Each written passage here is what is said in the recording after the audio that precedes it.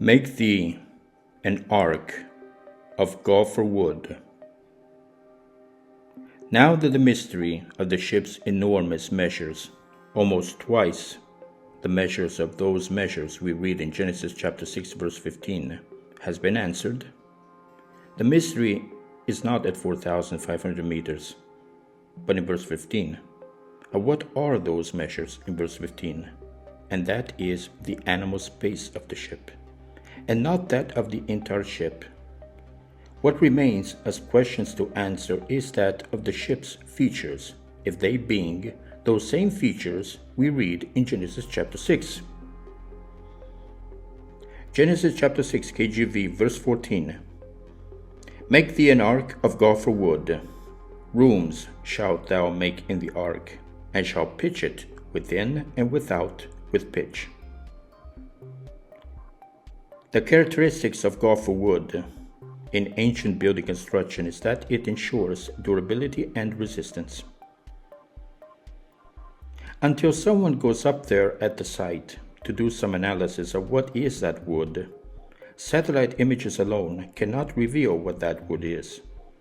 But one thing is certain, that the ship to have resisted all this time in below zero temperatures, high up on a mountain, inside of a cavern or rock crevice, in deep freeze, and probably covered by a glacier for thousands of years. The wood of its hull must be of a very resistant wood. Along with this, add that the ship from its original landing spot at 4,800 meters fell from 4,800 meters, leaving part of its front side and front decks at 4,800 meters, to then fall at 4,600 meters, to then fall at 4,500 meters, where most of the ship today is present. To have survived at least 3 falls, and though the ship appears very damaged, the wood of its hull must be of a very resistant wood. Genesis chapter 6 KJV verse 14. Rooms shalt thou make in the ark. What appears as a vast debris field at 4,600 meters is present above from where the ship is present today at 4,500 meters.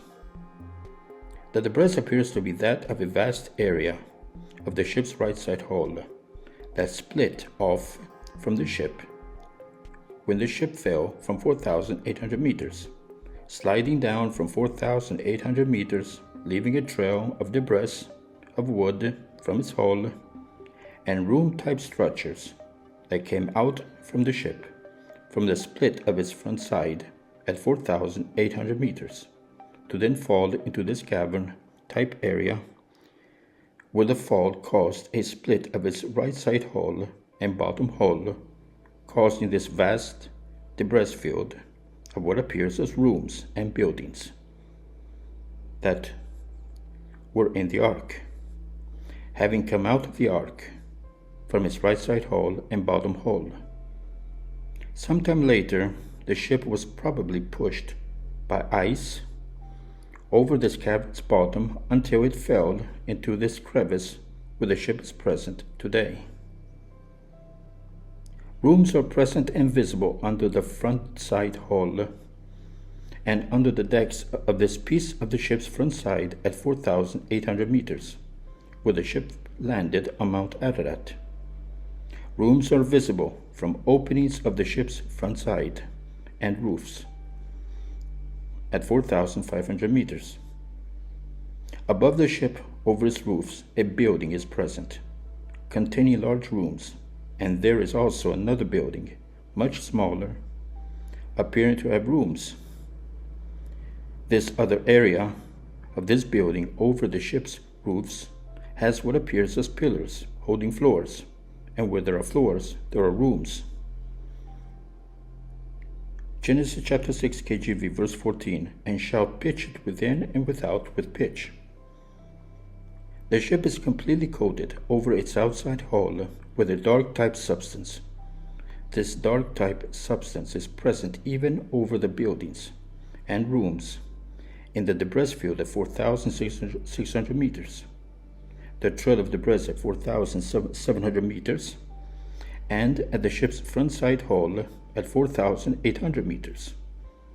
Both outside of its hull and inside the ship, there is so much of this dark type substance that it even colored the rock bottom of the cavern at 4,600 meters and at 4,500 meters. Genesis chapter 6 KJV, verse 16. A window shalt thou make to the ark, and in a cubit shalt thou finish it above, and the door of the ark shalt thou set in the side thereof, with lower, second, third stories shalt thou make it. The window of verse 16 is probably this window here of what appears of that part of the ship's front side at 4,800 meters elevation. Genesis chapter 6 KJV, verse 16. And the door of the ark shalt thou set in the side thereof, with lower, second, and third stories shalt thou make it. The window is placed above from what appears as floors. At least 2 floors are visible of this piece of the front side of Noah's Ark, mostly covered by snow and ice at 4,800 meters. From verse 16, Noah's Ark has 3 stories or floors, and the ship in these images has 3 stories, as seen in this image of the ship at 4,500 meters. The door of the ark could be this structure here, what appears over the ship's right side hull. Though the door is not visible, what is visible is a building type structure attached to the ship's right side hull at its front side that because of its massive size that almost reaches the ship's front decks from its bottom hull, could have served as an opening in the ship, and from where the animals entered the ship and came out of the ship when the ark landed on Mount Ararat. Genesis chapter 8 KJV, verse 4. And the ark rested in the 7th month, on the 7th day of the month, upon the mountains of Ararat. The ship landed on Mount Ararat. Genesis chapter 6 KJV, verse 17. And behold, I do bring a flood of waters upon the earth, to destroy all flesh, wherein is the breath of life, from under heaven, and everything that is in the earth shall die. The ship landed on Mount Ararat at 4,800 meters elevation. At that elevation, the great flood was a global flood. Thank you.